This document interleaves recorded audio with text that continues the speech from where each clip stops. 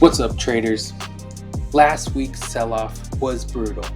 Both the S&P and the NASDAQ furthered their selling, but by the end of the week, the market exhibited some substantial buying.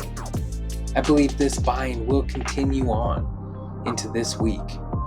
So in today's video, I'll be breaking down the key support and resistance levels that you need to watch. These levels must be conquered and held for the market to continue climbing higher. So let's dive in and get ahead of the game. If you're new here, welcome. My name's James and you're watching High Quality Trades.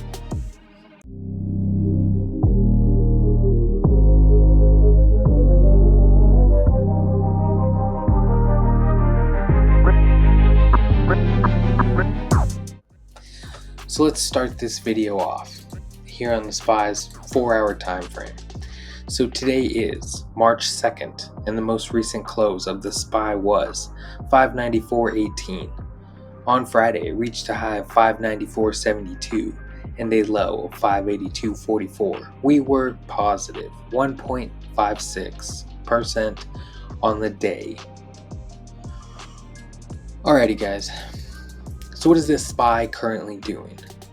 Well, it looks like on Friday, the buyers were able to hold the 585 support level, and we pushed up to the 590 support level, broke through that, and we found resistance at 595.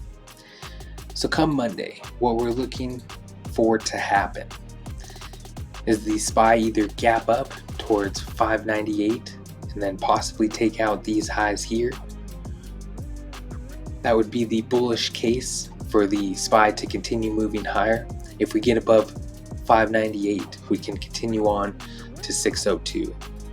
I am noticing a little bearish divergence here on the RSI as we've made a higher high here, but price is still far from making a new high. So being that we have possible lower high forming, it may be that the SPY opens up lower towards the 590 level, which is what I'm looking for to happen, and then the buyers step in and push price back up through 595 and then back up to 598. To get a better idea of where the market's headed early next week, let's drop down into the 15-minute time frame and let's go over our 200 period moving average.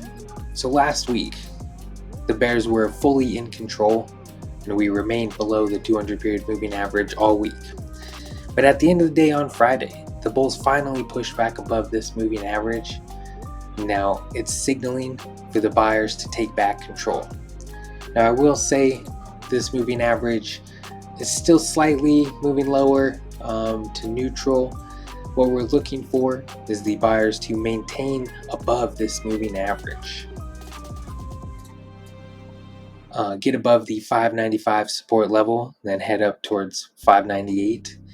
And then that should turn around our 200 period moving average, and then it will start supporting the buyers and we can continue on moving higher. That is the bullish scenario, but let's now go over a bearish one. If the buyers cannot maintain above this 200 period moving average and we fall back below towards this 590 support level, I would be looking for some buying to arise at this level, then maybe we head back up towards 595. But if we break below the 590 support level, then the next support will be down here at 585. And if we break below that, the SPY could head all the way down towards 578. I'm leaning more bullish than bearish at the current moment, so I'm looking for the SPY after a possible retest of 590 to then head back up towards 602 next week. Alrighty, that's going to be it for the SPY. Let's now move on to the triple Qs. We'll start on the 4-hour time frame. So the triple Qs on Friday managed to hold this 599 support level back from this previous low. It's at this level the buyers stepped in and pushed price to the upside. We broke through the 503 support level, and we headed up towards 510. We didn't quite make it there, so I'm still looking for the triple Qs to test this level as resistance before a possible retest of any support level. Next one would be 503 here. But if we are able to get above 510, then the next resistance level we will be looking for the triple Qs to head up to is the 517 level. So to get a better idea of where the market's headed the early part of next week, let's drop down into the 15-minute time frame and go over the 200 period moving average. So for all of last week, we remained below the 200 period moving average, which firmly supported the bears all week. Even with the bullish momentum that we got towards the end of the day on Friday, the bulls were still not able to get back above its 200 period moving average here on the QQQ. So come Monday, what I'd be looking for it to happen is the Qs come up here to test this 510 level, and if we're able to break above that, we could head up towards that 517 level. But if for some reason the triple Qs can't get above 510 and we remain below our 200 period moving average, then the triple Qs will head back down towards 503. If the bulls can't hold that level, then the next support level's down here at 499. I'm leaning more bullish than bearish. So I would look for the triple Qs to get above 510 and then head up towards that 517 level next week, say Monday, Tuesday. Alrighty, that's going to be it for the triple Qs. Let's now head on to Apple. So Apple here on the 4-hour time frame was able to hold its descending trend line last week, found support here at 237, and then we headed back up through 240, and it looks like now we're headed up towards 243. So if the bullish price action continues on Apple, we're looking for it to get above 243, then head back up towards 248. But if some bearish price action comes in and say we fall below the 240 level, then look for Apple to hit 237 and then maybe all the way down towards 233. Alrighty, that's it for Apple. Let's move on to Meta. So Meta ended up forming somewhat of a double bottom here, but we haven't gone up to test what would be the neckline. So we'll have to wait and see what happens here. What I'm looking for is Meta to now come up towards 681 and possibly break above that set neckline, and then Meta continue pushing up towards 705. But if the bears step in and we get some more bearish price action, if Meta falls lower, be looking for the lows from last week to get taken out, and then it fall down towards 638, and then if we fall below that, then we won't have any support until probably this low here, which is all the way at 605. So moving on to Amazon. Amazon found support here at 208, looks like.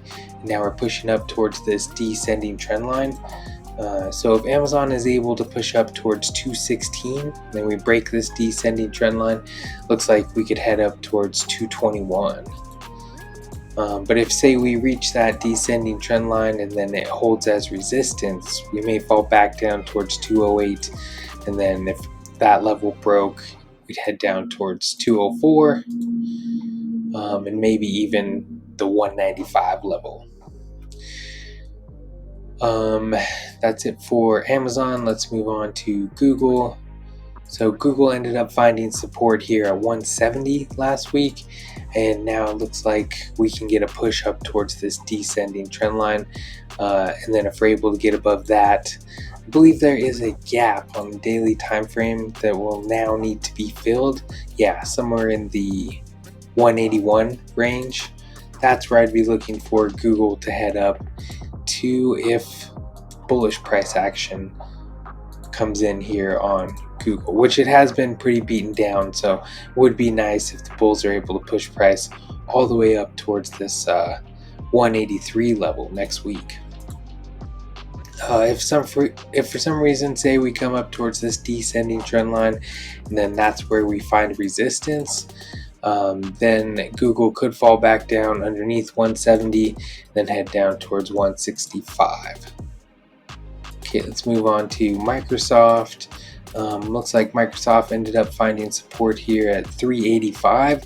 Then we pushed back above our resistance level here of 393. So if the bears continue pushing price higher, I'd be looking for the 400 level to get taken out, and then possibly then Microsoft could head up towards 405. If for some reason we continue falling though, and we can't stay above 393, then we'd head back down towards 385, and then much lower. It looks like no support really until 367. So but yeah, leaning more bullish. Hopefully we continue higher. Let's move on to NVDA. Looks like NVIDIA ended up finding support at this longer term ascending trend line. So that is bullish. We're now looking for NVIDIA to head up towards 128. And then if it gets above that level, say if we get above 128, we could head up towards 134.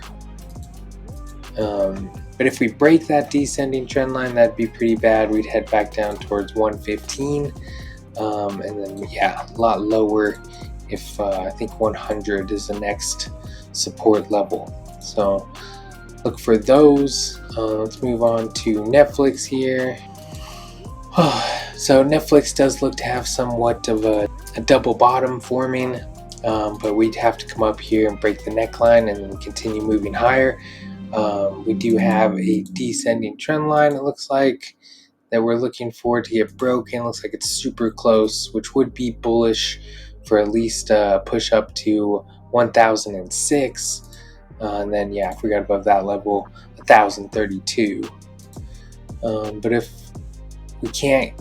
we find resistance at any of these levels, we may fall all the way down towards 939. Okay, last one. Let's go over Tesla.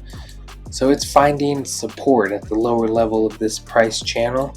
We're now looking for Tesla to head up towards the 302 level. If Tesla gets above that, then it could head up towards the 326 level. If for some reason Tesla falls any lower, we break below this 273 level, we do have a full measured move of my descending triangle, which is this right here, guys. The full measured move puts us down at that level. Say if I take just the opening here, and then we drop it down to the breakout, which was right here, that puts us at that 253 level. So still looking for a push that low. What looks like we'll just be getting a bounce next week here, and then maybe the bears go for one more push lower on Tesla. Alrighty guys, that's a quick one for you. Thanks for watching. High quality trades. I'll see you guys in the next video.